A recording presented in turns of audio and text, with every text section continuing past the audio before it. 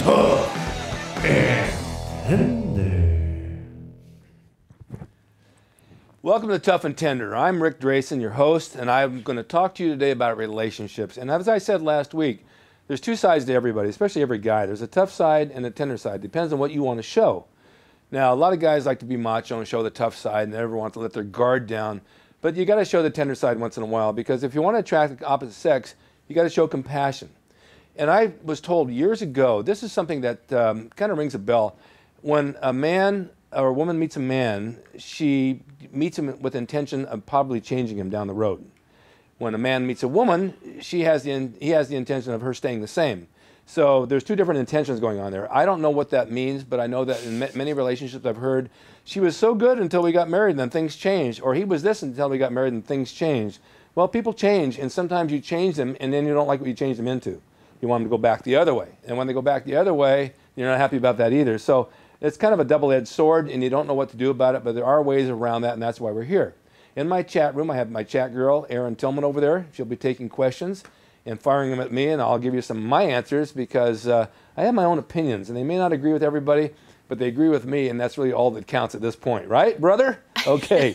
All right, so let's go off first question, and we'll talk about what that's all about. All right, are you ready, Rick? This is This is a good one. All right, here we go. Yeah. My girlfriend just told me she was cheating on me last semester, so college, last semester with this guy we used to work with. They're both playing it. They're both like playing it so cool to my face, and I'm clueless the whole time. She says it's over, but how can I trust it? She says that that's over, but how can I trust her now? She says that since she came clean, she didn't want to get caught, and that means she loves me and wants to stay together with me. But I'm like, was she just lying to me the whole time? You know, and she was seeing this guy the whole time. Can I trust her at all? And the main question is, if someone lies to you, can you ever trust them again? That's a great question, Rick. My answer is dumper. It's more than that. I've been through the same situation. And once somebody lies to you and they cheats on you, I don't think you can ever trust them again. They did it once, they've done it twice. It's something within them that they need to be satisfied that they're lacking something in themselves, so they look to others for a relationship because they feel that's going to fulfill them. Then that doesn't fulfill them, and so they say, okay, I'm coming back to you, but I'm going to be great now, until someone else comes along again, and they go after it again, and then it's the same thing. History repeats itself. It's just the way it is. If you can't have a relationship with trust and honesty and be, honest with each other, then you have nothing. What's the purpose? Do you want to live on the edge all the time? You want to live in fear that this girl's going to go out and do it again? Do you need to put tabs on her? You have police check. You have to put like a GPS on her, because that's no way to live. What about, okay, so Rick, but what if, do you give her any credit for admitting that she cheated? Like fessing up to him, confessing? I don't give her any credit for that at all. She's trying to clean house in her own mind, thinking, I told him the truth now, so I'm home clean. It's like confession. I've been saved, I've confessed, now I can go break the law again. Yeah, I hear you. Can I give you my point of view? No. Please, please. Okay. Okay, real quick. For me, I feel like that, we're all human and we all make mistakes. Right. So the only way that he should take her back is if he's really willing to forgive her. Because I feel like sometimes people will take people back after they're cheating or that kind of stuff, but it's like they're really kind of still holding a grudge and not really giving that person a clean slate. It's really hard to do that, but I feel like that's the only way it could work. Well, everybody is entitled to one mistake, but you've got to have a reason for that. I mean, you really got to think it through, and why did this go on? Is it something you did? Or is it something within the person that they need? What caused it? Go back to the cause and find out what the cause is, because there's a cause and effect to everything. If you can figure out the cause and you can rectify the cause, then you got a good chance. But if you can't, there's a chance it's going to happen again. And I just don't believe living in fear. It's just not, you can't live like that. You can't be insecure. I totally agree with you, absolutely. Yeah. So we're saying dump her, don't take her back, right? I would, you know what? There's plenty of fish out there in that ocean. You don't need to put up with that. Absolutely. Yeah, it's 100%. just not worth it. Yeah. I totally agree. Shall we go to question number 2? Okay, let's go to question number 2. All right, let's do this. Here we go. Okay, I am a 23-year-old college student still living with my mom. I have a job that pays $8.50 an hour, and I make about $450 every 2 weeks. That's a lot of financial information, but we'll go with it. So it's hard for me to date when I barely make enough money to support myself, including phone bill, rent, college books, etc. How do I get over this problem and date? Well, I lived with my mom until I was 40. I would borrow money for dates, and she always gave it to me. So I was pretty lucky. No, I'm kidding. Are you kidding? Are you kidding? No. I lived till I was 39. No, but you know what? Dates don't have to be costly. If you really enjoy somebody and you want to be together, you can go take a walk on the pier. You know, and if she asks for too much, then shove her off the pier. No, it's like don't do that. No, He's you don't kidding, do that. everybody. No, but you can find a million ways to entertain without spending a lot of money. There's just a million ways to do it. And there comes times when you want to go out and do something nice. Go out and spend the money and do it. Enjoy yourself. You know, it's as if Ina told me, you're always going to make that money back double, right, Ina? See, so go out and spend that money, enjoy yourself, and have a nice time, and then you can pull back for, you know, find something else to do, make her dinner, have her come over, watch TV, whatever. You can find something to do with somebody that you enjoy together. You can do a million things. Going down to Venice Beach, or if you live out here, or just anywhere, just take a walk and whatever. Just spend time together. It doesn't have to be costly. And I understand with the job situation, with the economy the way it is today, it's not cheap. I mean, it's not cheap to go out. Everything costs a lot of money. And that's just the way it is. But you can find ways around it. Or the next thing is get a better job. Yeah, and also, I agree with you, Rick, completely. It's great advice. I also think that, you know, it's important to date someone who understands kind of your financial situation. So it's important to date someone who's not expecting like lavish, you know, $100, $200 dinners. You know, if they understand that you're a student, here's your deal, whatever, you're still making an effort, then date those girls. Single guy. This is the guy who wrote the question. So, yeah, it's great. That's funny that you say that because we've been out for expensive dinners, and don't knock me. They're good. They're really good. But I still have this thing that I bring up all the time to my girlfriend, that I can get a $10 steak at Bob's Big Boy that knocks the socks off any steak I paid more money for. They have the best steak for $10. You can't go wrong. So it's not the best place to go in the world. I mean, it's kind of like Hicksville, but the steak is good. It's a fun place. I love Bob's. That's right. And they have a good dessert, too. They got a good chocolate sundae for dessert if you want that kind of thing. But you can find places, you know, little ins and outs that are pretty reasonable, that have really good food. And once in a while, it's nice to go somewhere else to get a little dressed up and have a good time. Well, show your better side. Absolutely. And, you know, I'm always, I said this on the last show, I believe, but I'm always a fan of something activity-based for a date. So something like bowling, this guy's a college student, something like bowling is really fun. That's not super expensive. You're doing something fun. You can eat something there. It's perfect. It's funny how you go back to bowling, because I went to one of your birthday parties that was at the bowling alley. I know, it's a thing. I know, I love it. I do. I am kind of in a bowling league right now, actually, which is a whole other conversation. But yeah. I love it. All right, what's your next question? All right, here we go. Here we go. My girlfriend of almost 5 years told me a couple weeks ago that she wanted some space. I know that I've missed opportunities to pay attention and got complacent with her. Well, I know I was wrong, and I want to make this work, but I'm stuck. What can I do to get her back? It depends on what kind of space she wants. You can get the self-storage unit for $39 a month, and there's plenty of space in there where you can go lock her up. Different kind of space. Yes, different I understand kind of space. That. I had to throw that out there because I see this all over the place. People walking out Monday morning and dusting their clothes off. They spent the weekend in self-storage. Space is always good in a relationship, but you can have space even when you're with somebody, and we've talked about that as well. You come home, you do your own thing, you're still in the same house, but you still have your own space. There's no reason not to be able, you don't crowd one another and you enjoy each other. Sometimes when somebody wants their own space, in my point of view, in a history that I know of, they want space to do something else with someone else. It's just the way it is. There's some ulterior motive. I need space. I need a week alone. I have to take the weekend to myself. Why? What are you doing that you don't want your other half with? There's just something behind the scenes that I've lived a long life up to this point. I've seen a lot, so I know that that has an ulterior motive when they say I want my own space. Am I right or wrong? Yeah, I think you're right, Rick. And also, the other thing I would add to that is that you can't force someone to be with you. Right. So if she's saying that she needs some space, probably the best thing to do is give her some space. Let her know you're still there and that you're still like interested and you're there for a little bit. But give her the space she needs, because no one likes a nag or someone like that's oppressive or like trying to smother them too. Give her the space, and if she wants it, she'll let you know. Because the worst thing is to be with someone who doesn't want to be with you. There's a story years ago. If you're walking down an alley at night and all of a sudden you hear footsteps behind you, so you speed it up and the footsteps get a little bit faster. And you speed it up, they get a little bit faster. You start running, they start running behind you. You start running away from it. All of a sudden, they stop. And you turn around and you stop and you look back to see why this person isn't chasing you down. It's the same thing with space. When someone's pursuing you all the time and pinning you down, you keep running. The minute they stop trying to pin you down, then you turn around and say, well, what happened? You're going to let me have my own space finally? Maybe you don't want it then, It's kind of like a psychological thing. You want what you can't have. And then when you finally get it, you're not sure you really want it. It happens like that. And so on a personal note, I feel like Los Angeles is a really weird place. Like, I literally have I've dated both ends of a spectrum, like guys who are like, oh my God, let's hang out all the time, and then guys who are like, I'm cool, I'll see you next month. And it's like, okay, where's the in-between? Like, what the heck? Like, I'm an independent girl. I like some space, but I don't want you to disappear for a month. And I don't want to be calling you, like, talking to you on the phone every day. So, even middle ground. We're looking for middle ground here, everybody. Middle ground, right?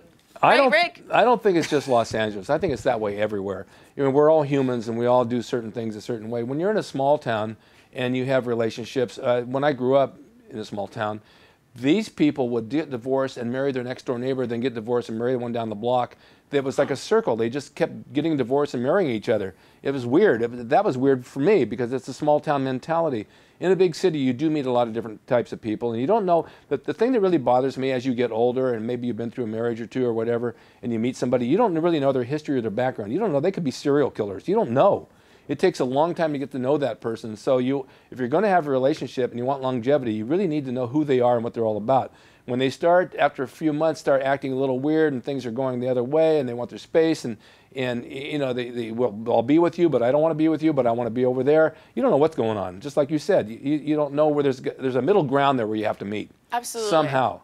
And in a big city, it is difficult because people come, this is a melting pot.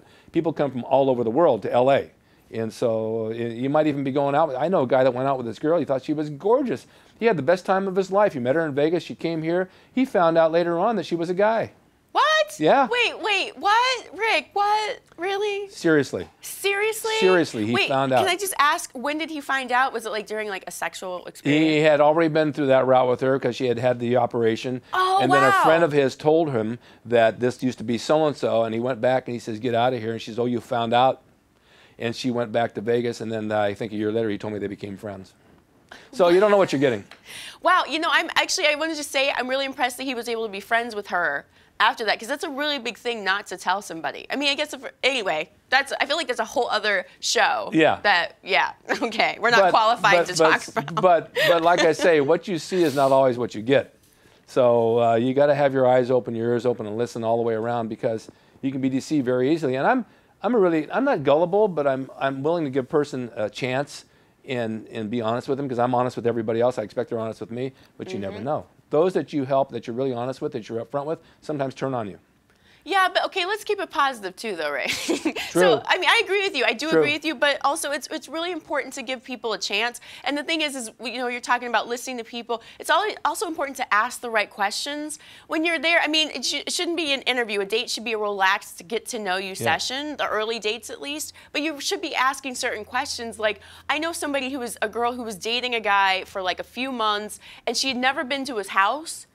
That's a big red flag. So it turns out he was married, of course, and that was the reason why he never invited her over. And I'm like, okay, let's be smart. Let's put our smart hats on. Like, if someone's not inviting you over, there's like kind of a part of her life that's missing. That's a big red flag. Something is missing there. You're not getting the full person there. Well, the other answer to that question is if she finally gets over there and she sees these high heels under the bed, and she said, "Whose are those?" He says, "They're mine. I wear them on Saturday night." Then she's got something else to deal with. Yeah, hey, whatever floats your boat, right? Whatever floats your boat. But you are correct. Yeah, because that can happen just as well. I've heard of that myself too. We live in Los Angeles. Yeah. We live in Los Angeles. Yeah. It's true. Yeah. What's your other question? All right, here we go. We got a lot of great questions this week. Thanks, everybody, for sending them in. Here we go.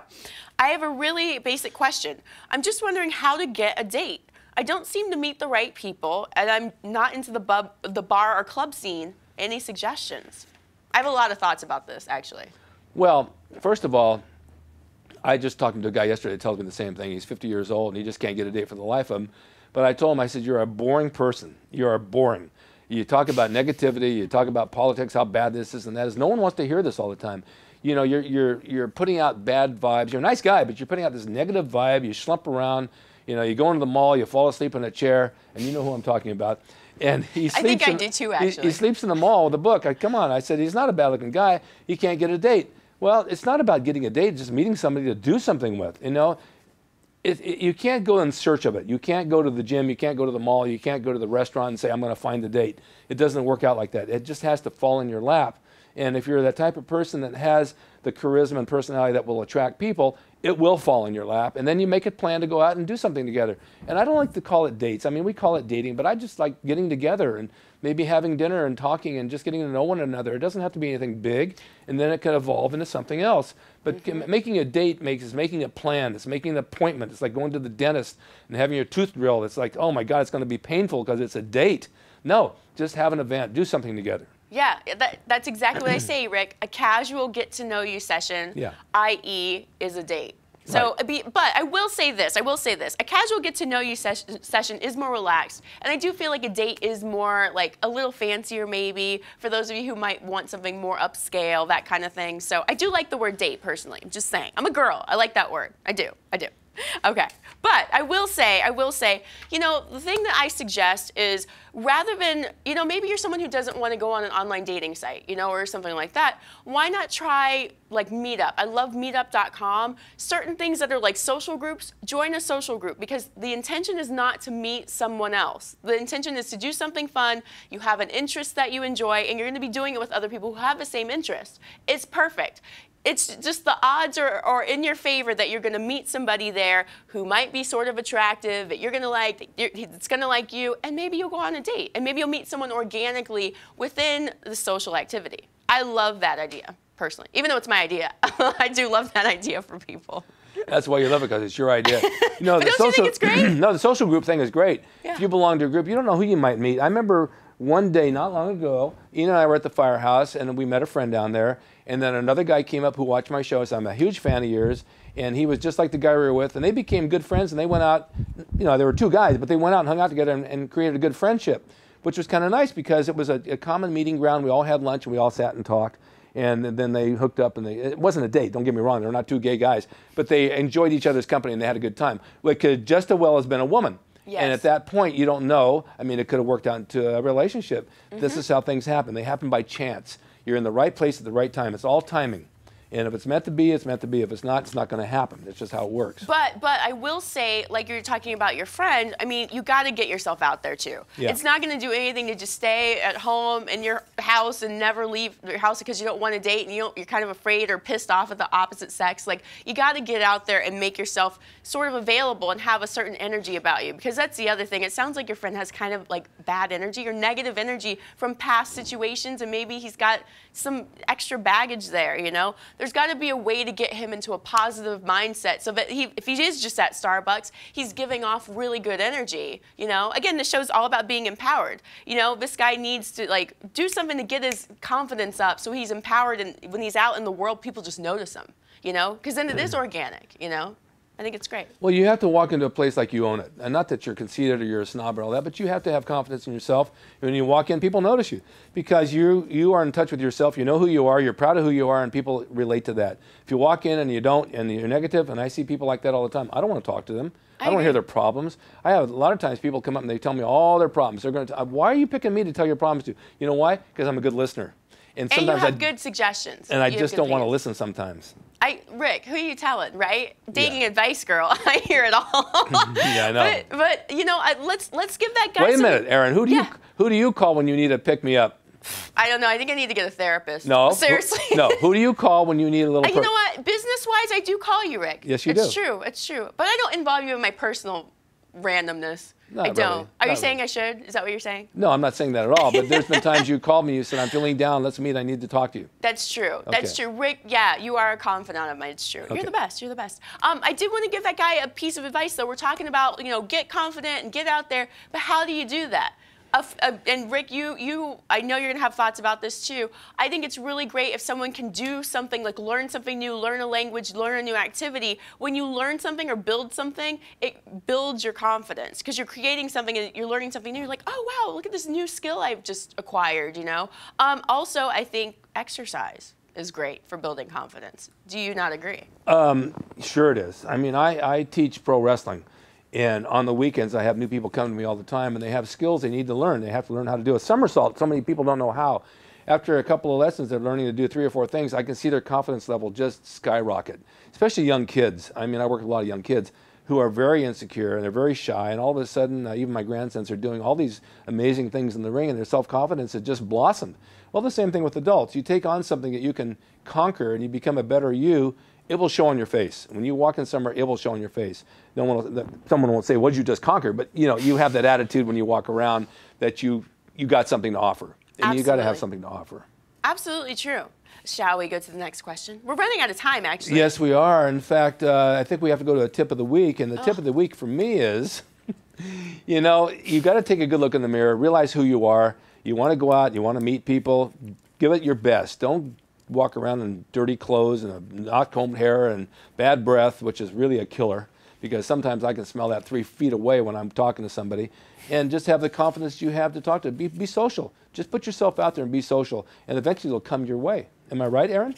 Absolutely. You're absolutely right, Rick. You got to be available and open to it. You know, if you're closed off, nothing's going to come your way. Exactly. And body language is a big factor. You see somebody with their legs crossed like I am and their arms folded, that means stay away. That's the old body language trick. But if you stay with open arms and you talk, people will approach you. So, with that being said, I want to thank you people for watching. Next week, the same time, Tough and Tender. You can catch us on emPOWERme.tv. You can subscribe to it. It's at emPOWERme.tv on Twitter. And you can catch me at RicDrasin.com, rickscorner.com, at Ric Drasin on Twitter and Facebook. God, there's so many places we can be found, Erin. Isn't that something? Can I tell people where they can find me? Let's do it. Okay, cool. Yay. So I'm Erin Tillman, the Dating Advice Girl. Go to thedatingadvicegirl.com. I'm also on Facebook, Twitter, Instagram, all those things. Just search The Dating Advice Girl and you'll find me. We love social media, don't we, Rick? Yes, we do. Thank you for watching. Stay tuned next week at 1 o'clock, and we'll be on. Hi, I'm Ric Drasin, Tough and Tender. I'm here to answer all your questions on dating, relationships, the good side, the tough side, the tender side. Every Friday, 1 p.m. on emPOWERme.tv. I'd love for you to subscribe. I'll be here. We'll be discussing relationships and dating and all the good, the bad, the pitfalls, and the ugly of it. Stay tuned and watch me next Friday, 1 p.m. emPOWERme.tv. Subscribe now.